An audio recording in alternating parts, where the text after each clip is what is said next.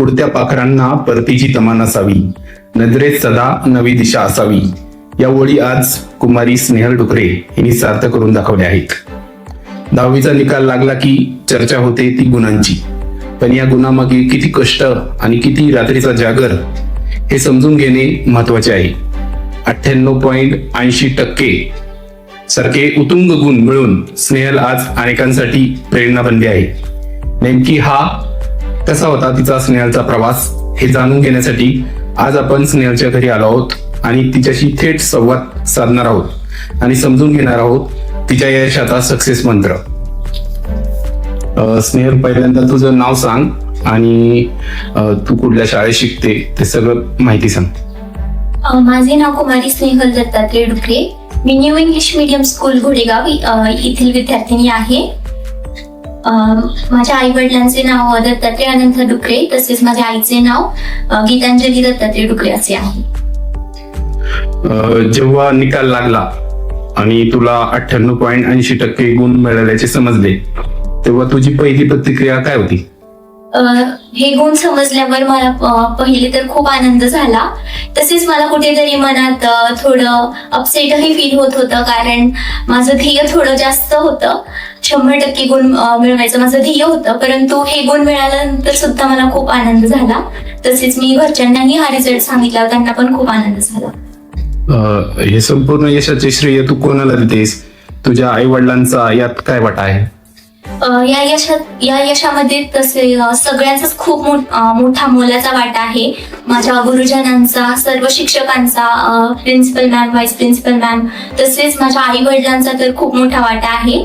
तसेच माझी लहान बहीण समृद्धीचाही माझ्या यशामध्ये खूप मोठा वाटा आहे. या सर्व अभ्यासाचे नियोजन तू कसे केले आणि किती तास अभ्यास करत होतीस? अभ्यासासाठी मी सुरुवातीपासूनच 10वीच्या अगदी सुरुवातीपासूनच अभ्यास सुरू केलेला आणि मी दररोज 5 ते 6 तास अभ्यास करत होते. आणि रोजचा अभ्यास रोज करणे ही यशासाठी खूप महत्वाची एक पायरी आहे. त्यासाठी मी रोजचा अभ्यास रोज करत होते. साधारणतः किती तास अभ्यास करावा लागायचा तुला? रोज 5 ते 6 तास, किमान 5 ते 6 तास आणि जास्तीत जास्त 8 तासापर्यंत अभ्यास करत होते. आता तू 10वीत होती तर तू सोशल मीडिया पासून किंवा मोबाईल पासून स्वतःला दूर कसा ठेवलं? जर आपल्याकडे, माझं असं म्हणणं आहे की जर आपल्याकडे एक ध्येय असेल तर ते ध्येय मिळवण्यासाठी आपण आपले सर्व डिस्ट्रॅक्शन्स हे बाजूला ठेवणे गरजेचेच आहे. मी स्वतःला एक सांगत राहिले की आपल्याला जर आपलं यश मिळवायचं असेल किंवा आपलं टार्गेट पूर्ण करायचं असेल तर आपल्याला काहीतरी मिळवण्यासाठी काहीतरी बाजूला ठेवावंच लागतं. त्याप्रमाणे मी सोशल मीडियापासून बाजूला राहिले. काही कठीण वाटणाऱ्या विषयासाठी, उदाहरणार्थ गणित किंवा विज्ञान, तू कोणती खास पद्धत वापरली? सायन्स आणि मॅथ्ससाठी मी माझ्या टीचर्सकडे जायचे डाऊट्स विचारायला. त्यांनी अगदी सुंदर पद्धतीने माझे सर्व डाऊट्स सुद्धा सॉल्व्ह केले.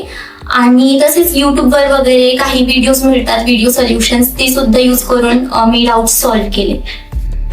अभ्यासाचा ताण आल्यावर तो हलका करण्यासाठी तू काय केलं किंवा तुझे छंद काय आहेत? मला वाचन खूप आवडतं. मला अवांतर वाचन, स्टोरी बुक्स किंवा नॉवेल्स वाचायला खूप इंटरेस्ट आहे.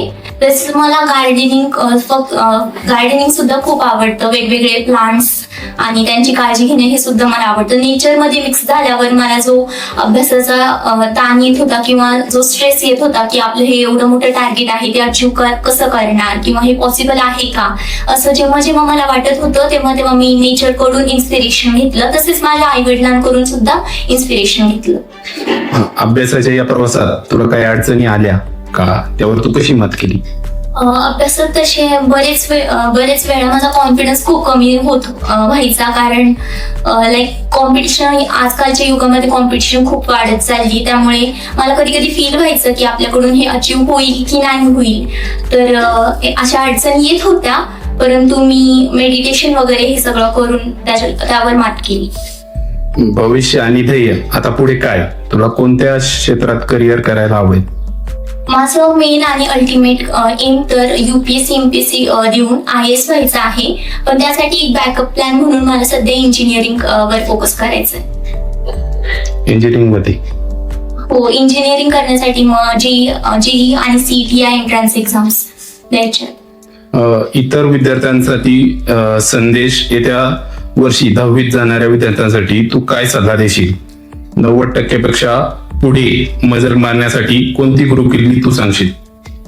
जे माझे ज्युनियर्स आहेत ज्यांना आता 10वीत ज्यांनी प्रवेश घेतलेला आहे त्यांच्यासाठी माझं एकच म्हणणं आहे की consistency is the key. Because जेव्हा तुम्ही कन्सिस्टंट राहता की आज अभ्यास केला तर उद्या पण तो करायचा, किंवा काही काही जण आज स्टडी करतात 5 ते 6 तास आणि उद्या पूर्ण वेळ टाइमपास किंवा अभ्यास न करणे, ही गोष्ट करणं अगदी चुकीचं आहे. कन्सिस्टंट राहिलं, रोज तोच अभ्यास करत राहिला आणि प्रॅक्टिस करत राहिली, जसं प्रॅक्टिस मेक्स मॅन परफेक्ट, ह्याच पद्धतीने आपण रोज प्रॅक्टिस करत राहिली तर यश नक्कीच आपल्या वाटेला येईल. आणि मार्क्स जे आपले प्रिलिम्स किंवा टेस्ट आहेत त्यातले मार्क्स आपल्याला डिफाईन करू नाही शकत. आपल्याला समजा एका टेस्टला कमी मार्क पडले तर आपण खूप मेहनत करून नेक्स्ट टेस्टला जास्त मार्क्स पाडायचे असं ध्येय ठेवलं पाहिजे आणि कुठेही खचून न जाता एकदम जिद्दीने मेहनतीने अभ्यास केला पाहिजे. आता तुला एवढे 98.80% पडले तर तू यासाठी कुठं क्लास लावला होता का कसा अभ्यास केला यासाठी? नाही, मी अगदी लहानपणापासूनच कोणत्याही प्रकारचा क्लास लावलेला नाही किंवा मी कुठेच कोचिंगला गेलेली नाहीये.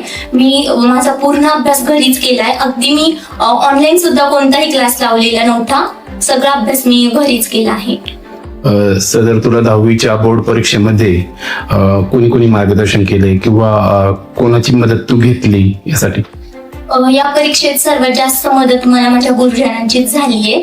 कारण त्यांनी जेवढं शिकवलं ते एकदम मोर दॅन इनफ होतं. कारण त्यांनी एकदम जीव तोडून शिकवलं आहे. प्रत्येक गोष्टीचं एकदम डिटेल एक्सप्लेनेशन, सायन्स असो, मॅथ्स असो किंवा लँग्वेजेस, इंग्लिश, मराठी, हिंदी, एकदम ग्रामरचे पॉइंट टू पॉइंट एक्सप्लेनेशन, प्रत्येक विषयाचं एकदम छान एक्सप्लेनेशन मला भेटलं होतं स्कूलमधूनच. आणि तसंच माझ्या घरी आई वडील सुद्धा सुशिक्षित असल्यामुळे मला त्यांचंही खूप मार्गदर्शन भेटलं. सदर परीक्षेसाठी तुला तुझ्या मैत्रिणी किंवा इतर कुणाचा सहकार्य लाभलं का किंवा मार्गदर्शन लाभलं का?